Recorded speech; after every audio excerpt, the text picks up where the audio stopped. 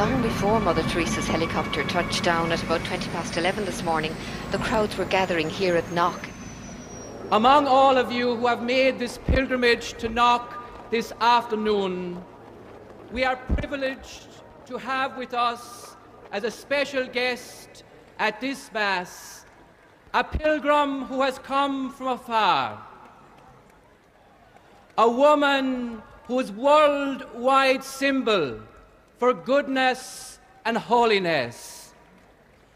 Not many claims made by the Irish clergy are widely or uncritically accepted, even in Ireland. But the saintliness of an Albanian nun named Agnes Boyaciu is a proposition that's accepted by many who are not even believers. Mother Teresa herself receives extravagant adulation as no more than her due. Of all the women in recent history, no one has captured the public imagination like Teresa of Calcutta. I'm not being facetious, and I'm certainly making no comparison when I say that no woman has made such an impact here since Our Lady herself appeared in 1879. So how did this auction of hyperbole and credulity get started? In that year of grace, 1969, the scrupulously neutral and objective British Broadcasting Corporation permitted that old fraud and mountebank Malcolm Muggeridge to pay a devotional visit to the Calcutta Shrine. Well, Teresa, after I met you in London, really the only thing I wanted to do is to come and see you in your work here. Now I've seen it. And of course it's a shining light. Himself arrogant, almost to the point of humility, Muggeridge became persuaded that he and his team had become the divinely appointed instruments of what he claimed was the first television miracle. During Something Beautiful from God, there was an episode where we were taken to a building that Mother Teresa called the House of the Dying, and Peter Schaefer, the director, said, it's very dark in here, do you think we can get anything? And we had just taken delivery at the BBC of some new film made by Kodak, which we hadn't had time to test before we left, so I said to Peter, well, let's have a go. So we shot it. And when we got back, several weeks later, a month or two later, we're sitting in the Rushes Theatre at Ealing Studios, and eventually up came the shots of the House of the Dying. And it was surprising. You could see every detail.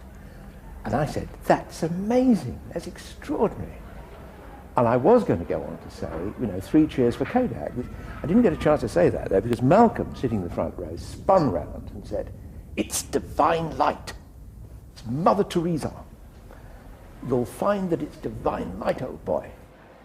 And 3 or 4 days later, I found I was being phoned by journalists from London newspapers who were saying things like, we hear you've just come back from India with Malcolm Muggeridge, and you were the witness of a miracle.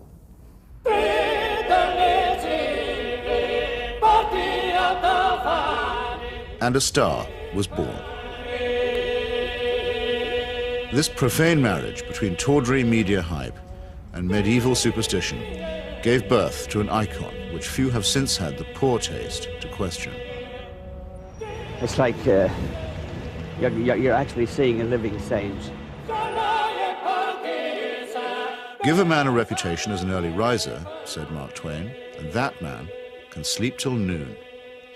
How does the reputation of Holy Mother Teresa look if, just for a moment, we switch off Malcolm Muggeridge's kindly light?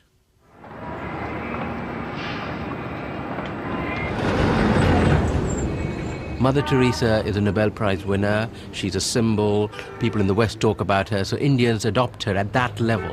The fact that what she does on the streets of Calcutta is really irrelevant to them. They couldn't care about it, and most of them don't even know. But Mother Teresa is the sort of figure you show to visitors. Mother Teresa's flagship institution is her home for the dying, a hospice which purportedly sweetens the last moments of otherwise destitute lives. My initial impression was of all the photographs and footage I've ever seen of Belsen and places like that, because all the patients had shaved heads. There are no chairs anywhere, there are just these stretcher beds, and they're like First World War stretcher beds. There's no garden, no yard even, no nothing. And I thought, what is this? This is 2 rooms with 50 to 60 men in one, 50 to 60 women in another. They're dying. They're not being given a great deal of medical care. They're not being given painkillers really beyond aspirin and maybe, if you're lucky, some Brufen or something for the sort of pain that goes with terminal cancer and the things that they were dying of. And I thought, what's the point? Right from the very beginning, I wanted to serve the poor purely for the love of God and to give them what the rich people get with money. I wanted to give to the poor for the love of God. They didn't have enough drips. The needles they used and reused over and over and over, and you would see some of the nuns rinsing needles under the cold water tap. And I asked one of them why she was doing it. And she said, well, to clean it. And I said, yes, but why are you not sterilising it? Why are you not boiling water and sterilising your needles? She says, there's no point. There's no time. Mother Teresa's cult of death and suffering depends for its effect on the most vulnerable and helpless, abandoned babies, say, or the terminally ill, who supply the occasions for charity and the raw material for demonstrations of compassion.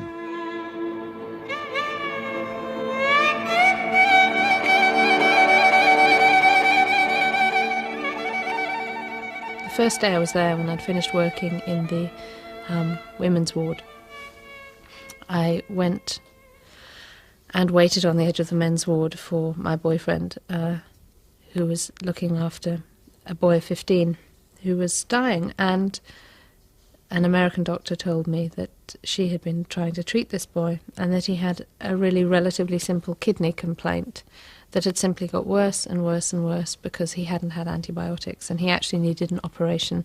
I don't recall what the problem was. She did tell me. And she was so angry, but also very resigned, which so many people become in that situation. She said, well, they won't take him to hospital. And I said, why? All you have to do is get a cab, take him to the nearest hospital, demand that he has treatment, get him an operation. She said, they don't do it. They won't do it. If they do it for one, they do it for everybody. And I thought, but this kid's 15.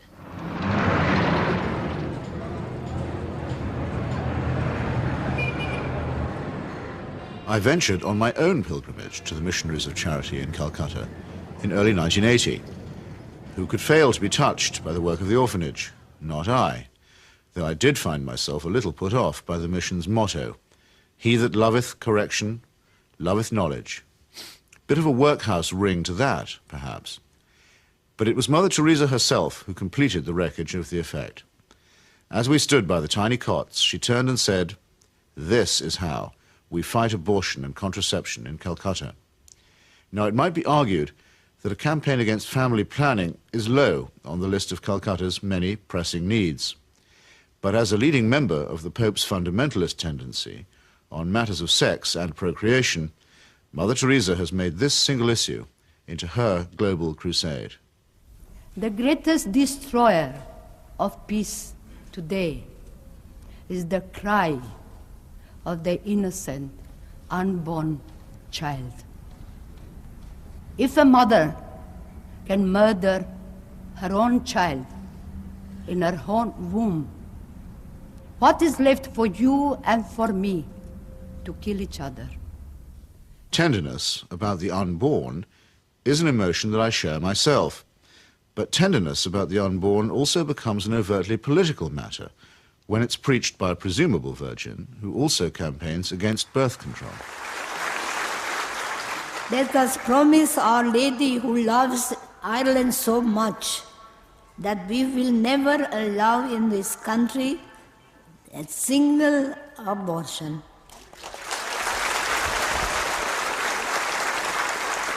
And no contraceptives. Mother Teresa has no politics, so she maintains, and so many people believe. But when she came to London in 1988, ostensibly as an advocate for the homeless, she bent the ear of the Iron Lady and sought to steer her to the support of a bill limiting abortion. The sponsors of that bill, who arranged the meeting, were in no doubt that her intervention was political. She's not a party political figure, but she's a political figure in the sense that, A, she is part of what may be called the Catholic agenda, the broader Christian right agenda, and the Catholic Church has been following what has generally been considered a hard-line approach under the present Pope. Now, she's part of that agenda, and that is fairly political agenda. I mean, no abortion, opposition to birth control, ideas like that are fairly, you could say they would be contested in the political arena. And the second factor is that she is also part, if you like, of the Western agenda, where the West is still part of the third world. The rich world has a poor conscience. It wants, in fact it needs, to think that someone, somewhere, is doing something about the third world. And the Mother Teresa myth ministers to this desire. Here is a Western woman who has forsaken her life, albeit whatever life she might have had in Albania, for sacrifice herself for the people of the third world. It makes the West feel better, This is one of us again, once again rescuing the third world. Raising the roof. Yes, raising the roof. He's got his rations. Yes, he's got it, he's cleaning it. And then pecho shop. In the subliminal appeal that she generates, there is something of the mission to the heathen, something of the old colonial outpost, and something of Florence Nightingale. While in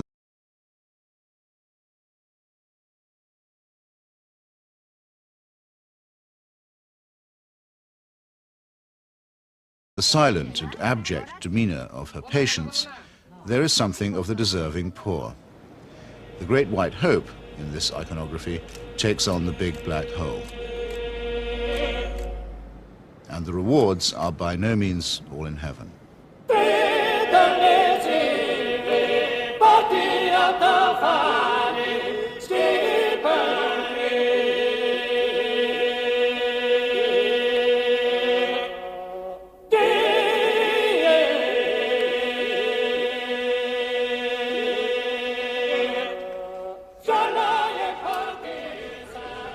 For someone whose kingdom is not of this earth, Mother Teresa has an easy way with thrones, dominions, and powers. Why do the rulers of this sinful and selfish world find her so awfully congenial? Is it because she returns the compliment? She may or may not comfort the afflicted, but she has certainly never been known to afflict the comfortable. Some people see her here, posing with Ron and Nancy. In the truest sense, citizens of the world. Mother Teresa is. The very hand that bestowed the Medal of Freedom on Mother Teresa armed and paid the death squads of Central America. Accepting the award, with her customary modesty, on behalf of all the world's poor, she croaked, "I never realized that you loved the people so tenderly." I must say, I hadn't noticed that either. Reagan's proxies murdered, among many others, 4 American nuns and the Catholic Archbishop of San Salvador at the very moment that he was celebrating Mass. But, visiting the slaughterhouse states of the region during that period, Mother Teresa found nothing untoward. Everything was peaceful in the parts of the country we visited, she claimed, after touring the killing fields of Guatemala, adding for good measure, "I do not get involved in that sort of politics."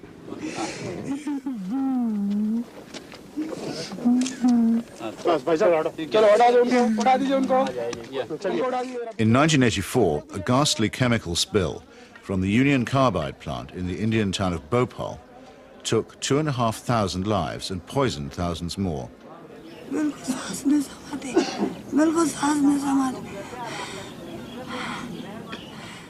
This was an act not of God, but of a negligent multinational corporation.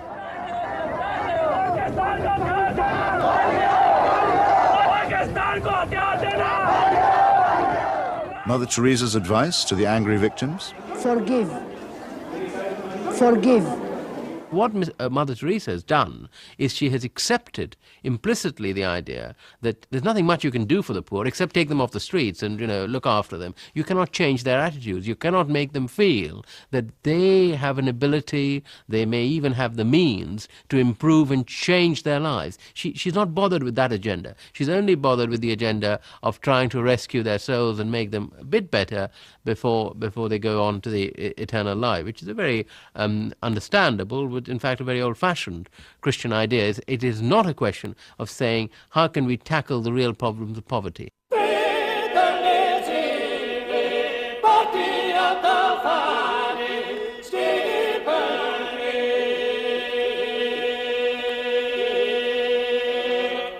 Like most people who claim to be apolitical, Mother Teresa is in practice and in theory an ally of the status quo, and when the status quo is threatened, a trusted ally of the conservative forces.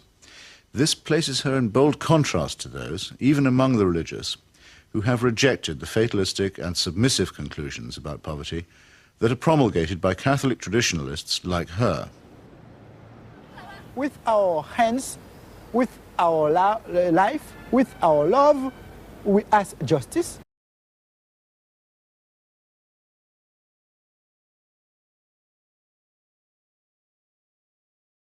We ask freedom, and we take justice, because the justice is not like a gift which they gave. No, liberty, freedom, they don't give that. We have to take that. And in fact, we go through the streets and we took our liberty, we took our freedom, asking for justice.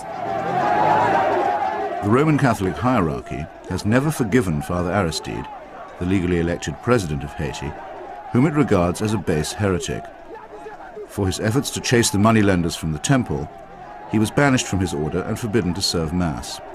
To the very last, the Vatican was the only foreign power to recognize the military junta that misruled Haiti. And the ground for this, too, was prepared by Mother Teresa. In 1980, she visited the island and accepted the Haitian Legion of Honor Award from Baby Doc Duvalier. She found much to praise in his corrupt, dynastic regime, telling astonished reporters that she had, quote, never seen the poor people being so familiar with their head of state as they were with the Duvaliers. It was a beautiful lesson for me, she simpered. I've learned something from it. The Haitian people, indeed, could not wait to get close to the Duvaliers, who in their turn moved forever to the French Riviera.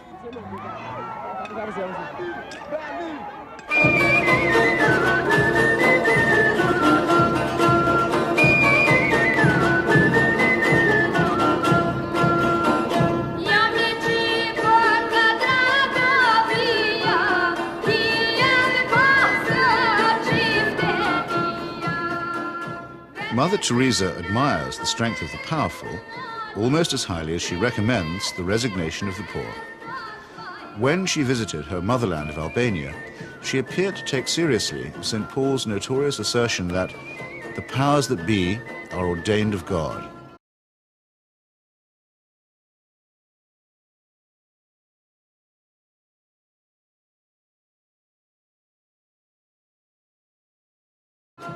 The Albanian authorities had proclaimed the world's first officially atheist state. They had persecuted all forms of worship except that of their leader, Enver Hoxha. No whit abashed, Mother Teresa laid a bouquet on Hoxha's tomb. Not content with honoring a Stalinist murderer and despot, she also bestowed a wreath on the monument of Greater Albania, a cause that was once smiled upon by Pope Pius IX and his friend, Benito Mussolini.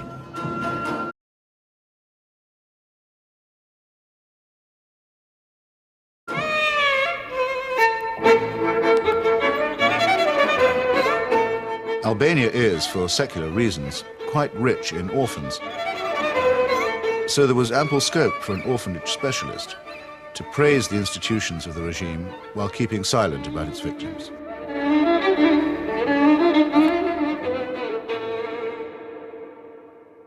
If it sometimes seems that the Saint of Calcutta is never actually in Calcutta at all, this may be because she operates more as the roving ambassador of a highly politicized papacy.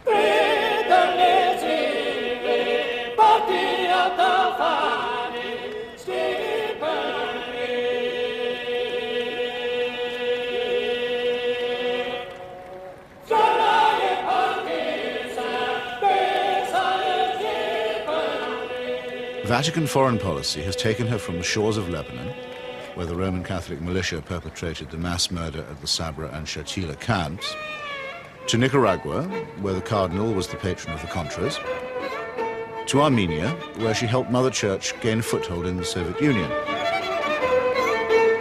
In return, the present Pope is known to have placed her on the fast track for canonization. This is the kind of politics in which she does indeed get involved. Sometimes when I think of Mother,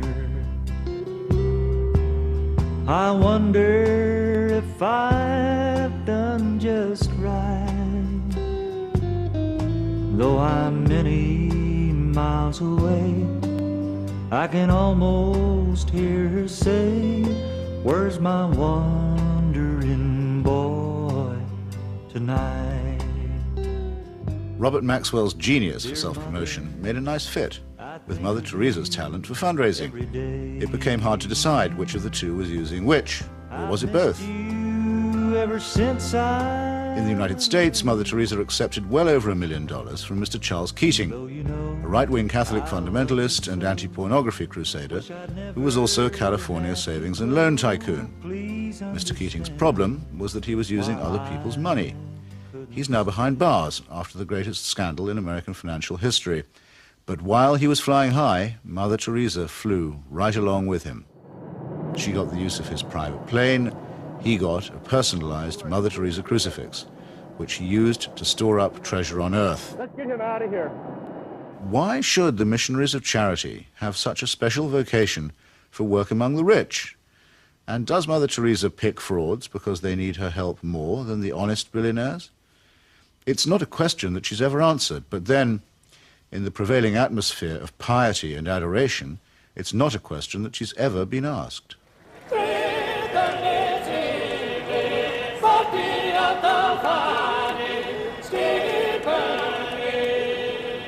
The Teresa cult is now a missionary multinational, with annual turnover in the tens of millions. If concentrated in Calcutta, that could certainly support a large hospital, and perhaps even make a noticeable difference. But Mother Teresa has chosen instead to spread her franchise very thinly. To her, the convent and the catechism matter more than the clinic. Now we are in 105 countries and we have 500 convents all around the world, without counting India. Beautiful. Modesty, simplicity, humility. By these canonical keywords, we are taught that we may recognize saints. Yet Mother Teresa regards herself as mandated by heaven, which is hardly modest.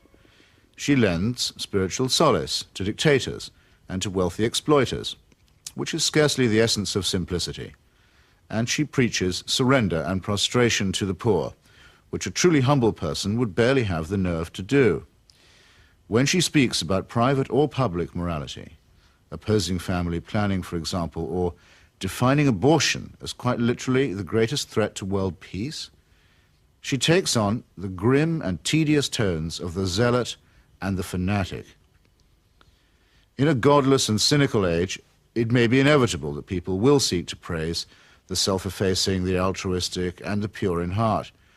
But only a complete collapse of our critical faculties can explain the illusion that such a person is manifested in the shape of a demagogue, an obscurantist, and a servant of earthly powers. Beautiful.